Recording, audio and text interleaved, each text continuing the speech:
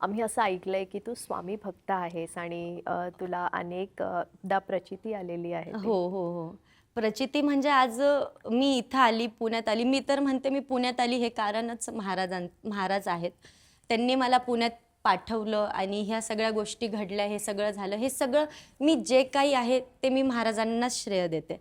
कारण म्हणजे मी लहानपणापासून महाराजांच्या मंदिरात जाणं, माझं त्यांच्यावरचं ते प्रेम किंवा काय हे सगळं मी खूप जवळून असं अनुभवलंय. की मी आज समजा आता मला महाराजांची आठवण आली किंवा मी महाराजांचं काहीतरी ऐकतीये किंवा मी बसली आणि मला महाराज नाही का असं आठवलेत, तर मला कुठं ना कुठं तरी महाराज बरोबर दिसतात.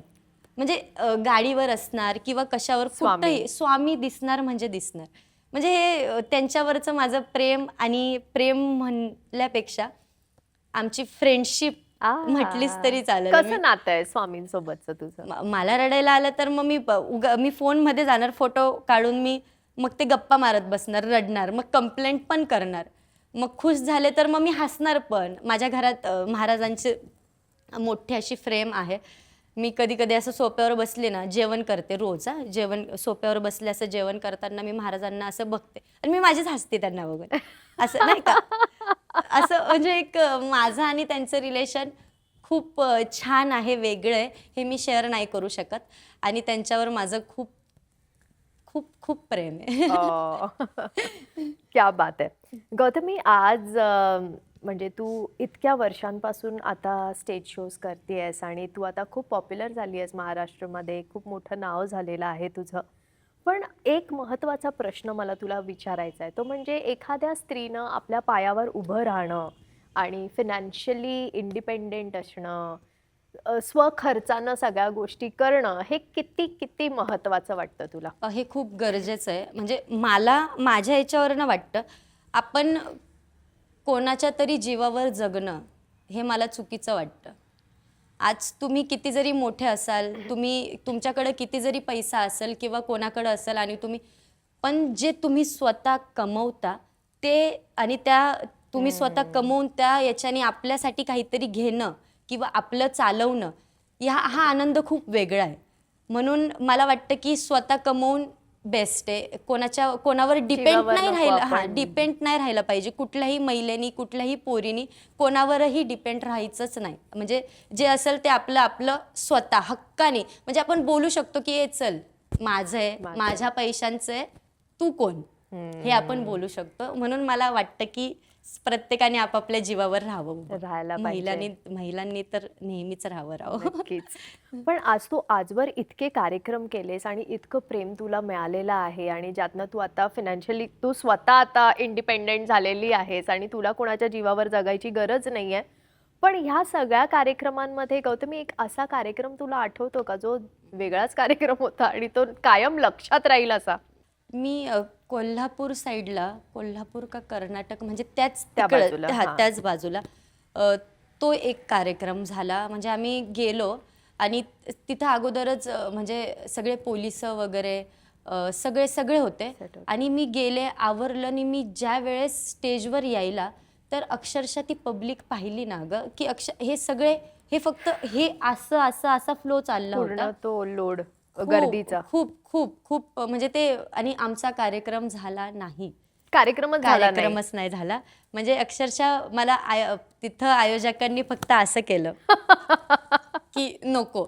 मग मी स्टेजवर गेले, फक्त हात केला नाही का हाय म्हणून आणि बस. मला आयोजकांनी डायरेक्ट आतमध्ये पाठवलं. पोलिस पण होती, की तुम्ही आत बसा.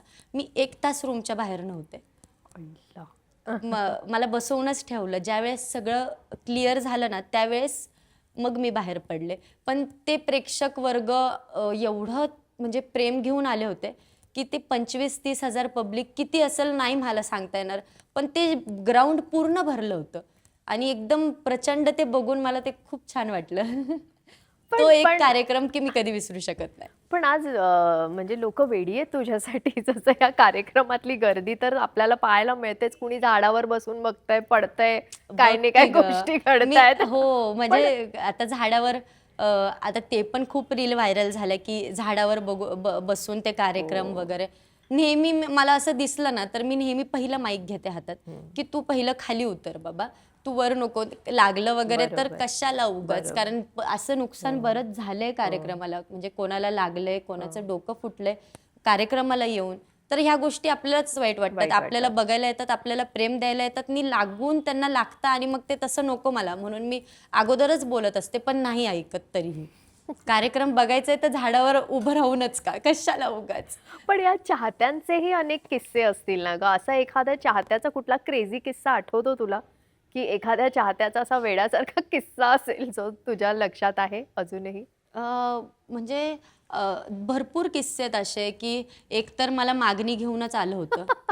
हां, म्हणजे डायरेक्ट की म्हणजे माझ्याच लोकांना सांगताय, की नाही का, मला मी मागणी घेऊन आलोय, नाही का. मग आमचे पोरं कोणासाठी?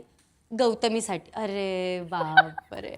तो एक किस्सा हसण्यासारखा आहे. परत कार्यक्रम संपला ना, कार्यक्रमात असेल कार्यक्रमातच. कार्यक्रमातच. ओके. ते परत म्हणजे असं कार्यक्रम संपला ना, की सगळे म्हणजे 2-3 एखादं असेल ना, की खूप लांबपर्यंत गाडीच्या पाठीमागे येतं. थांबता थांबत नाही, ऐकता ऐकत नाही, नाही म्हटलं तरी नाही, एक ताई प्लीज. मग ते आपल्याला काहीतरी कुठेतरी एक की नको, मग ते साईडला घेऊन मग फोटो देणार, मग ते जाणार. हे असे बरेच किस्से आहेत. एकानी तर म्हणजे मी असं आमचा कार्यक्रम संपला, निघालो, सगळं झालं.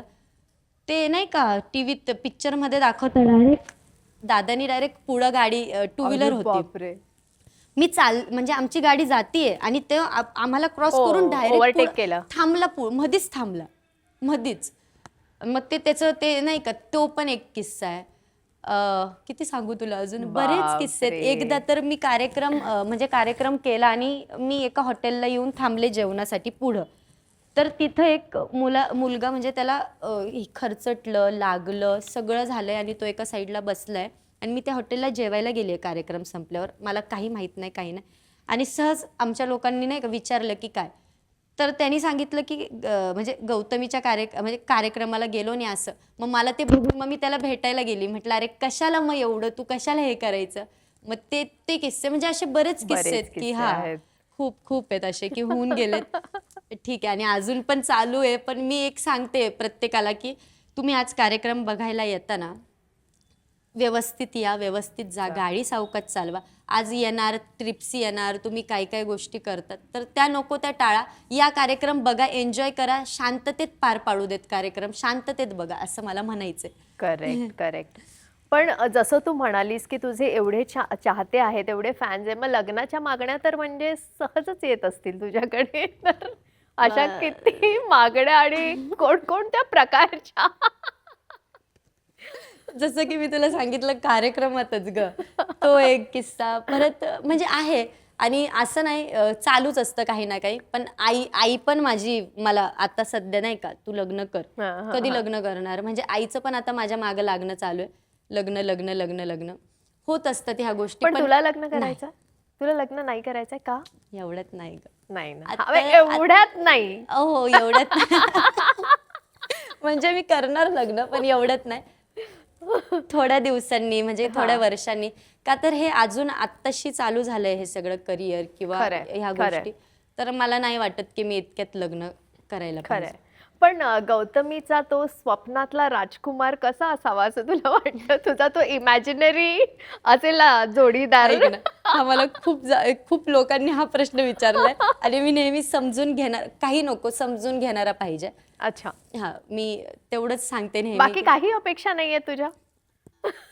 हा, आहेत आहेत ना, ना? आहेत. पण जास्ती करून मेन पॉइंट समजून घेणारा हवा. पाहिजे. खूप महत्वाचा विषय आहे हा, समजून घेणारा हो, हवा. हो, कारण हो. तरच मला वाटतं आयुष्याचा आणि तो म्हणजे मी ह्या ज्या गोष्टीतून गेलीये, म्हणजे ज्या गोष्टी माझ्यासोबत एवढ्या घडल्या आहेत किंवा काय, तर त्यामुळं मला असं वाटतं की त्या गोष्टी पण समजून घेणारा किंवा एक्सेप्ट करणारा पाहिजे असं. Correct, correct.